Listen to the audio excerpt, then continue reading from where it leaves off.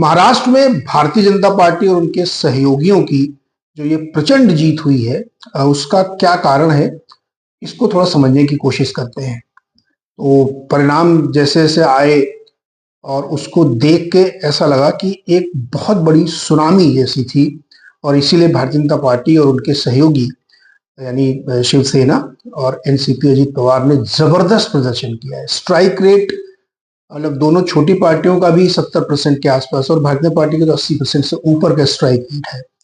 इतनी बड़ी जीत के क्या कारण थे, इसको समझने की कोशिश करते हैं। मेरे हिसाब से जो मुझे समझ में आ रहा है कि 4 कारण मुझे लगते हैं बड़े थे जो इस जीत में हुई। अब बहुत सारे टीवी चैनलों पे आप तरह तरह की बातें सुन रहे होंगे कि किस किस वजह से जीते, लेकिन मैं आपको एक डिफरेंट पर्सपेक्टिव देने की कोशिश करता हूँ, जो मैंने अपने अनुभव से देखा, जो मेरा अपना चैनल चेक है, जो मेरा अपनी ग्राउंड की समझ कहती है। सबसे बड़ा कारण जो महाराष्ट्र में भारतीय जनता पार्टी के सहयोगी की इतनी बड़ी जीत का रीजन है, उसके पीछे का कारण है बांग्लादेश। आप चौंक गए होंगे कि ये बांग्लादेश बीच में कहां से आ गया महाराष्ट्र में। आप ये समझिए कि बांग्लादेश में जो घटना हुई थी, वहां पे जो कू हुआ, तख्ता पलट हुआ, उसके बाद जो हिंदुओं पे अत्याचार हुए, उसका बहुत गहरा असर, बहुत ही गहरा असर भारत और उनके अलग अलग इलाकों में पड़ा है। महाराष्ट्र में चूंकि चुनाव थे, इसलिए इसका बहुत ही भयानक असर पड़ा है। ये बात मैं आपको इसलिए कह रहा हूं क्योंकि ये कहीं आपको अब तक किसी टीवी चैनलों की सब चर्चा में नहीं आई है। वो शायद इसलिए नहीं आई होगी या कोई बात नहीं कर रहा होगा, समझ नहीं पा रहे होंगे, देख नहीं रहा। मैंने इसको अनुभव किया है। मैं जिस इलाके में रहता हूं, मुंबई में 20 साल से उसी इलाके में रह रहा हूं, और वो इलाका वहां के लोकल्स का गढ़ है। यानी वहां पर वही लोग रहते हैं ज्यादातर जो बॉर्न एंड बॉटम है। उसमें मराठी भी है, मारवाड़ी भी है, गुजराती भी है, नॉर्थ के भी हैं। उनके बीच में जब आप बात करेंगे ना, तो बांग्लादेश को लेकर के उनकी बड़ी चिंता थी कि देखिए बांग्लादेश में क्या हो रहा है, कितना खराब हो रहा है। अब इस घटना के जो रिपरकशंस थे, वो महाराष्ट्र के अलग अलग इलाकों में हमने देखे। वो मुंबई में हो, कोल्हापुर में हो, पुणे में हो, बहुत सारे लोगों से मेरा इंटरेक्शन होता रहता है और आज भी होता है। सबकी जुबान पे ये बड़ा एक कॉमन फैक्टर होता था कि जो बांग्लादेश में हुआ है बहुत खतरनाक है और हमारा पड़ोसी देश है, हमें ऐसी घटनाओं से बचना चाहिए। अब देखिए, इसमें वैल्यू जजमेंट मत करिएगा, लेकिन इसका बहुत गहरा असर पड़ा था और ये आपको मतदान के रूप में देखने को मिला है।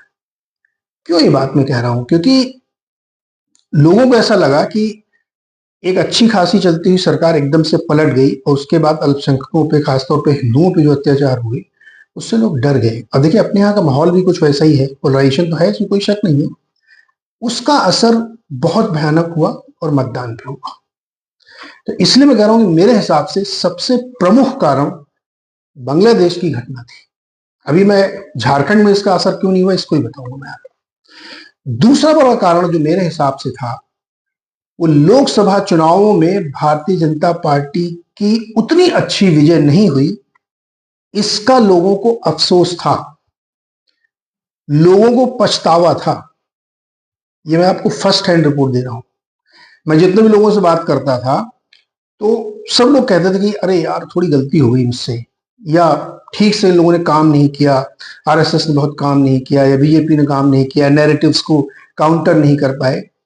ये एक कॉमन थ्रेड था लोगों के बीच में। मैं जब मुंबई में था, अभी मैं पिछले 1 महीने से नॉर्थ में हूँ, लखनऊ में, अलग अलग इलाकों में, तो मैं ये समझ नहीं पाता था कि इन 2 चीजों पे हर आदमी इतना थ्रस्ट क्यों दे रहा है।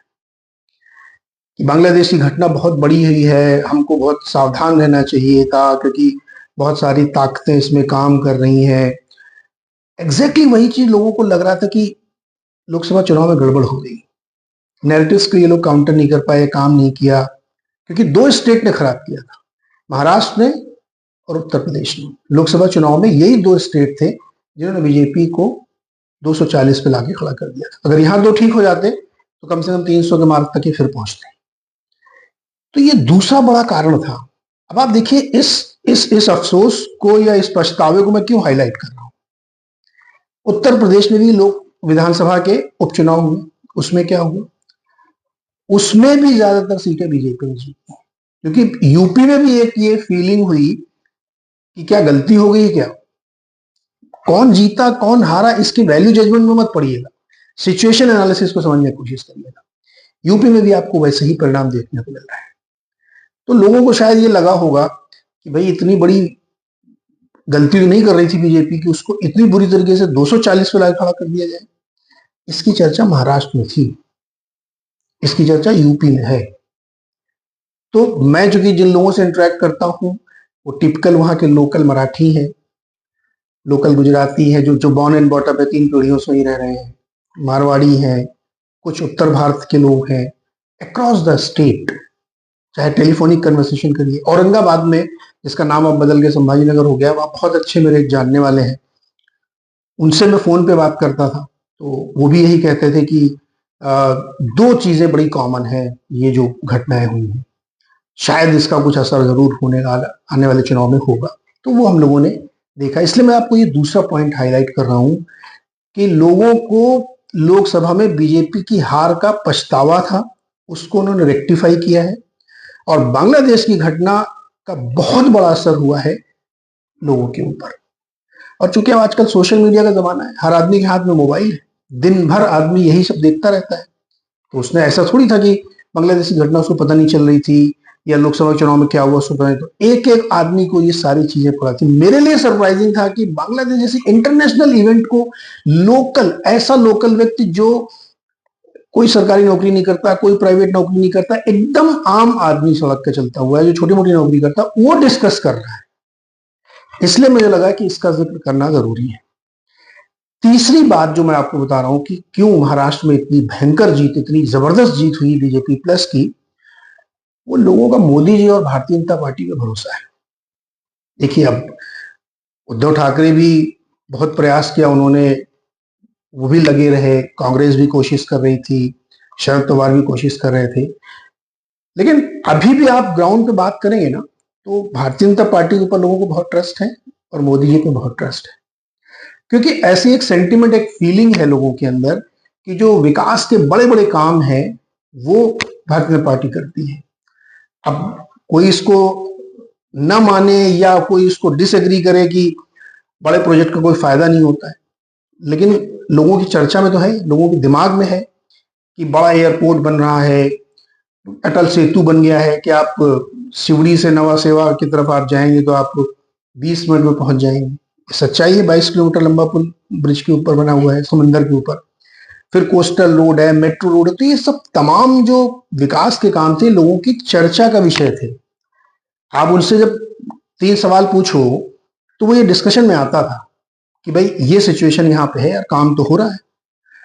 तो इसका भी एक बहुत बड़ा असर चुनावों में देखने को मिला। दूसरी तरफ जो अपोजिशन था, अब उसको मैं अनफॉर्चुनेट कहूंगा, मैं ये नहीं कहूंगा कि उनका इंटेंट ये होता होगा, जो भी है, लेकिन एक ये साउंड कर रहा था कि वो लोग डेवलपमेंट के विरोध में, मेट्रो यहां नहीं बननी चाहिए, ये पुल रोक देना चाहिए। मैंने तो यहां तक की चर्चाएं सुनी कि हाईवे बनाने का फायदा क्या है। आप सोचिए कि ये अगर डिस्कोर्स में आता है कि इतने बड़े हाईवे बनाने का फायदा क्या है, मेट्रो कहाँ बन रही है, उसका शेड कहाँ बन रहा है, या इतनी बड़े जो हाईवेज बन रहे हैं उसमें किसको इतना फायदा हो रहा है, टोल बहुत वसूला जा रहा है। मैंने तो ये तक लोगों को कहते हुए सुना, बहुत सीनियर लोगों को, एनालिस्टों को, जर्नलिस्टों को, लोगों को, कि वंदे भारत ट्रेन में पत्थर लोग इसलिए मार रहे हैं क्योंकि उनको लगता है कि हम तो इसमें चल नहीं पाएंगे।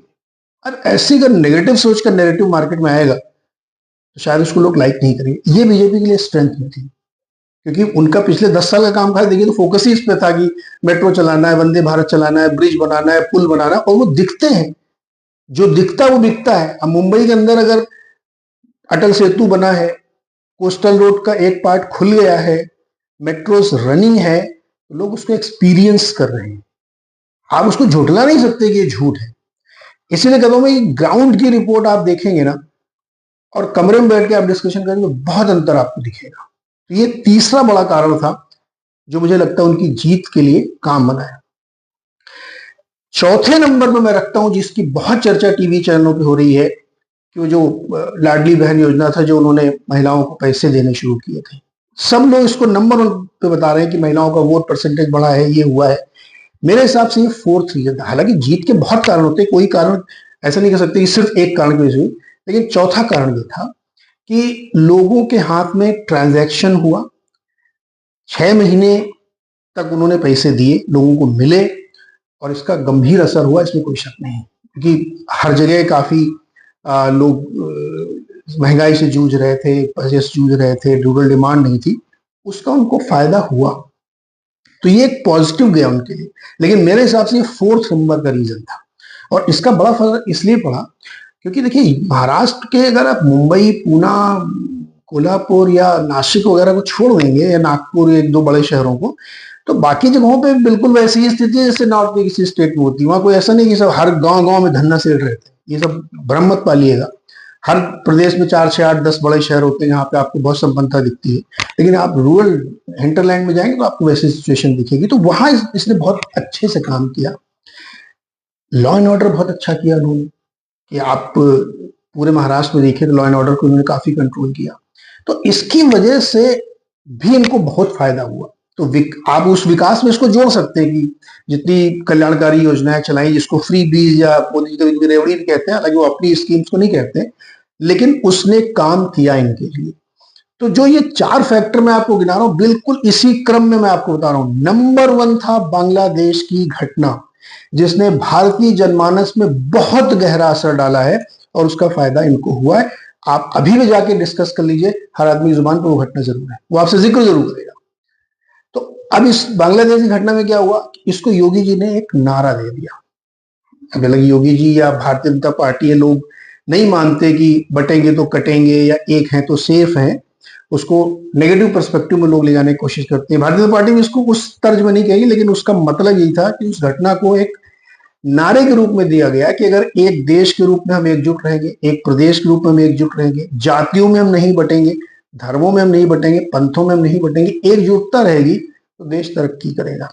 और इसीलिए मैं आपसे बार बार कह रहा हूँ, मेरे हिसाब से सबसे बड़ी घटना बांग्लादेश की थी और ये जीत के 4 कारण हैं जिसने उनको वहां पे प्रचंड बहुमत की जीत दिलाई। और इतनी बड़ी जीत है कि शिवसेना शिंदे वाली जो है, उसकी अकेले की सीटें एमवीए की सीट के लगभग बराबर आ रही हैं। अब आप समझ लीजिए कितनी बड़ी जीत है। तो ये तो पूरा महाराष्ट्र का मेरे हिसाब से विश्लेषण है। झारखंड में ये क्यों नहीं किया, बांग्लादेश की घटना झारखंड में काम क्यों नहीं किया, ये बहुत ही वैलिड क्वेश्चन है जो आपके मन में आ रहा होगा। अब मैं बता रहा हूं क्यों नहीं काम किया। देखिए, किसी भी पॉलिटिकल इलेक्शन में या इवेंट में आउट ऑफ द बॉक्स अगर कोई चीज हो गई तो वो बहुत जबरदस्त काम करती, गेम पलट देती है।